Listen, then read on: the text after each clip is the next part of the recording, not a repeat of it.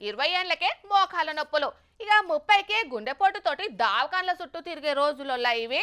చిన్న పని చేసినా ఒట్టిగానే అలసిపోతున్నాం. ఏదో ఒక తక్లీఫ్లతోటి ఆసుపత్రుల చుట్టూ తిరుగుతూనే ఉన్నాం.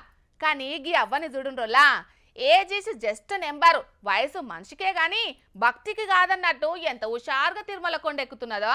సెంచరీలు కొట్టే వయసు మాది, బౌండరీలు దాటే మనసు మాది అని యూత్ పొల్లగాన్లు పాటలు పాడుమంటే పాడతారు కావచ్చు గానుల్లా, నాలుగంతరాల బిల్డింగ్ ఎక్కుమంటే మాత్రం మస్తు యాతన పడతారు. ఎందుకంటే ఈ రోజుల్లో 30 ఏళ్లకే మోకాళ్ళు మోహన రాగం పాడుతున్నాయి. 4 మెట్లెక్కేటాళ్లకు గుండె 100 స్పీడ్లో కొట్టుకుంటాంది. కానీ గీ అవ్వను చూడుండ్రుల్లా, సెంచరీ కొట్టి మీద 16 ఏండ్లు నిండినా కూడా ఎంకన్న సామిని కండ్లారా చూడాలని తిరుమల కొండ మీదికి ఎట్లెక్కుతున్నదో. భక్తికి వయసుతో టక్కరలేదని నిరూపిస్తున్నది కదా అవ్వ. ఈ ఏజ్ లోనే గింత హుషారుగా ఉన్నదంటే యంగేజ్ లా ఇంకెట్లుండేనో కదా. ఎనికటి తిండి అసొంటిది మరి. ఈ బామ్మ మన తెలుగు ఆమె సుతం కాదట. ఎంకన్న దర్శనానికి కర్ణాటక రాష్ట్రం నుంచి కదిలొచ్చిందట.